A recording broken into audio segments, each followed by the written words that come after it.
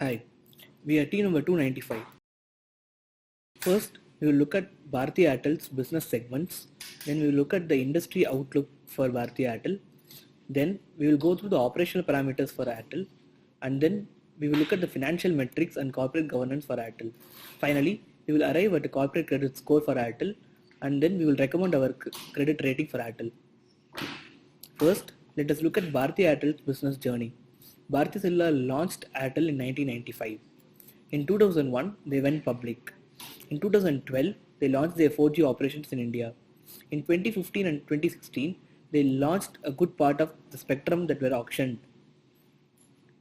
If we look at the business segments for Bharti Airtel, domestic wireless contributes to 51% of their revenues.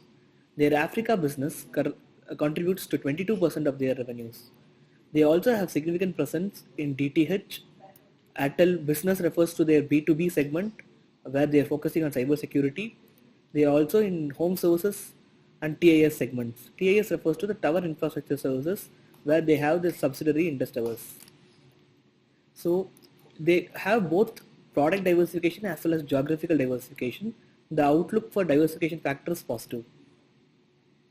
First, if you look at the home services, Jio is the market leader with 47% share in broadband market, both wired and wireless together combined. Bharti Airtel has 21% market share and it is right after Jio. If we look at the Airtel business is also a high EBITDA margin business and the growth prospects for this business is high. And Airtel business segment is India's leading and most trusted provider of ICT services with a diverse portfolio of services. And DTH segment has other players like Tata Sky, Sun Direct and Dish TV who are all not in the telecom industry. Airtel has significant presence of 21% market share in this segment and it is only after Dish TV and Tata Sky. If you look at the Airtel wireless business, Airtel operates in 14 countries across Africa. It offers postpaid, prepaid, roaming, internet services, etc. They recently launched an IPO there and raised equity. If we look at the industry overview, we can divide this industry into three segments. One is mobile wireless, fixed line, and internet services. The tele density is pretty high in the urban area with almost 92 to 93% tele density, and the scope for expansion is in the rural side. All the leading players are investing in expansion in the rural side. If we see the difference between wireless and wireline, it is pretty much as expected. Wireless is almost 98% and wireline is significantly very low. And the new technologies that are coming in trend in this segment include WiMAX and LTE, and Airtel has already rolled out LTE across its services, and 5G services are likely to be launched by key players by 2022. If we look at the key metrics in this industry, the churn rate, that is number of subscribers leaving the network, the ARPUs, the average revenue per user, subscriber growth, financial metrics includes EV by EBITDA, price to cash flow, etc. We can divide the key expenses in this sector into three segments. One is the access charges, license and spectrum charges, which contributes to almost 1/3 of the overall expenses. Human resource expense contributes to 1/3 of the overall expenses. Infrastructure and repair, maintenance, etc. contributes to remaining 1/3 of the expenses.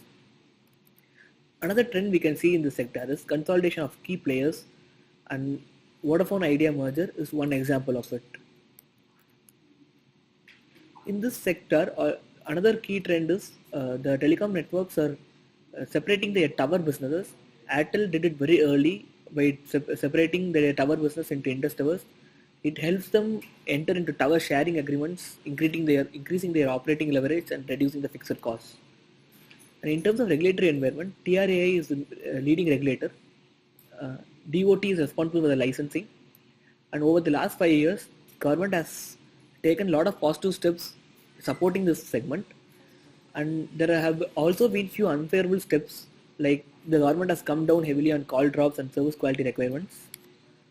But however, the overall outlook for this industry in terms of regulatory policy support is positive. If you look at the competitive structure, Airtel has almost about one third of the market share in metros, Circle A and Circle C.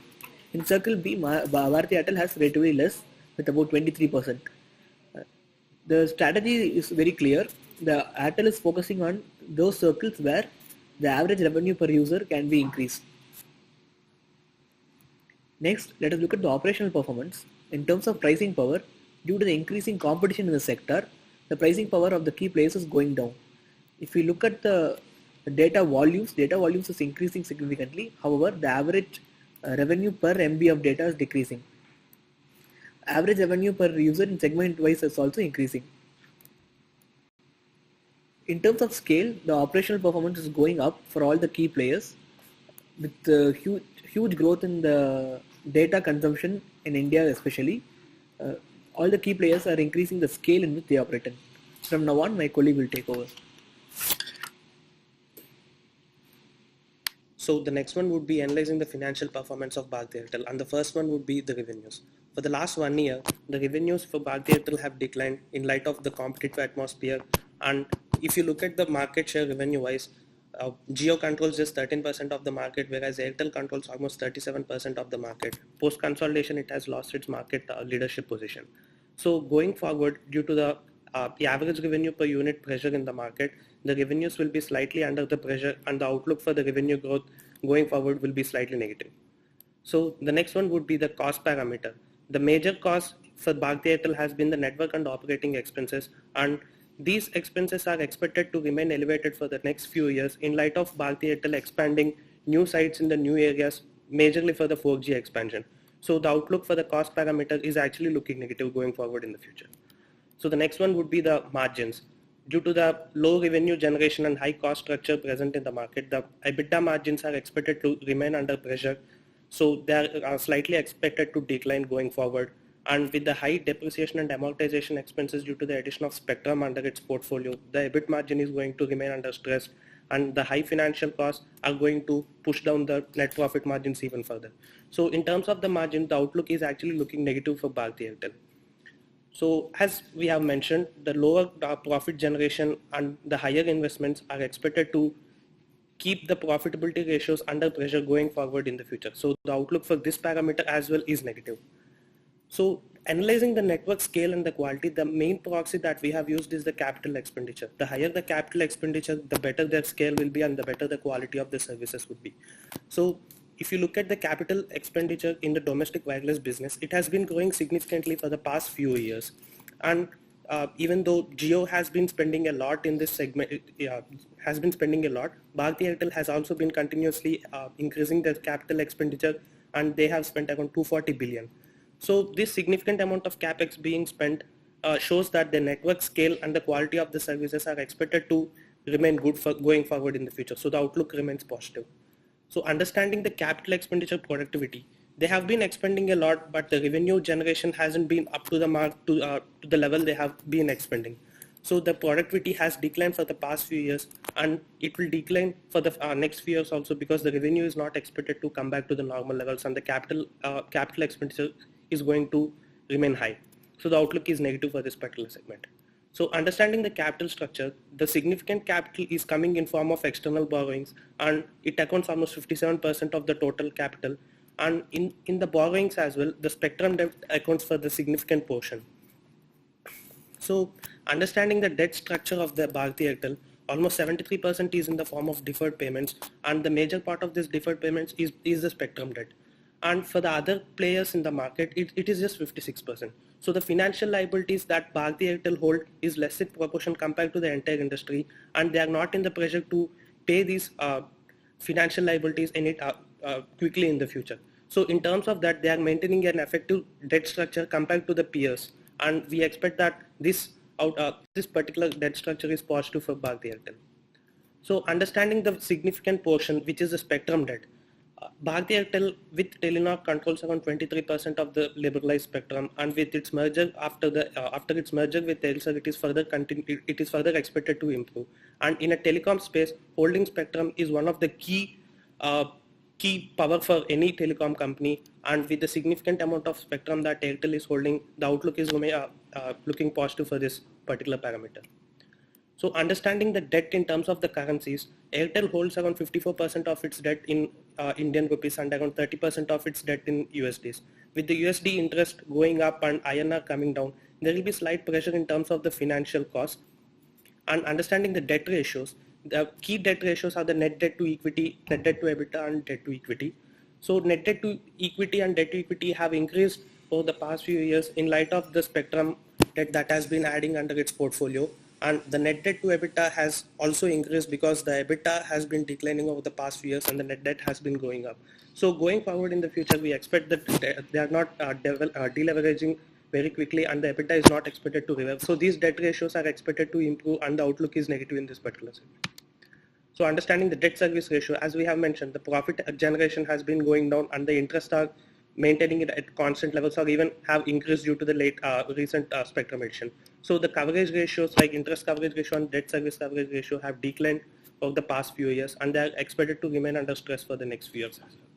So the last and the final one is the future cash flow generations, and it has come down significantly due to the decline in the EBITDA, and which is not expected to revive anytime in the near future. So this particular future cash flow generation is slightly negative going forward in the future. So my colleague will continue after this. Hi. So continuing with the corporate governance in Bharti Airtel, we can see that the majority of the shareholding pattern is held by the promoters of Bharti Airtel, followed on by the financial institutions and foreign promoters.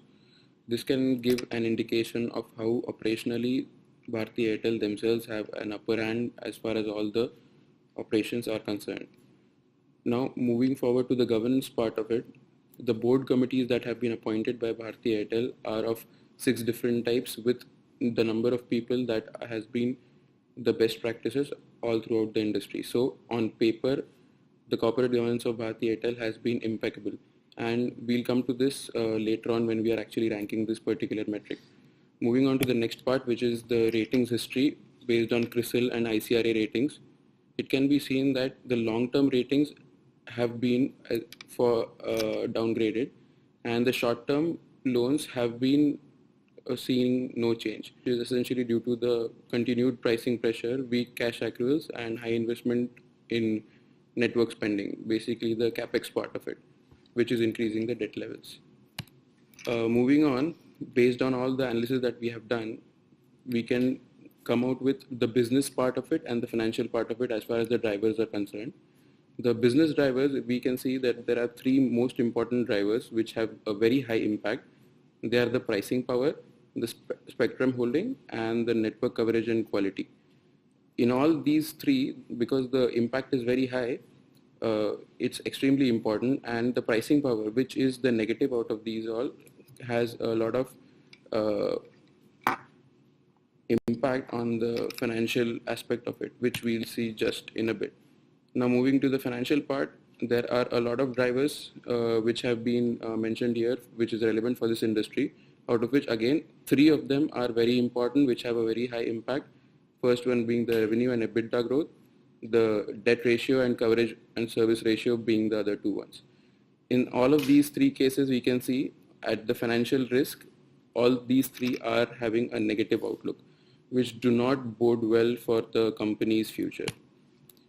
Moving on, as far as the rating evaluation is concerned, we can see that we have formed a scale from 1 to 4, 4 being very high, 1 being low, as far as the weights are concerned for each of the business and financial risk parameters.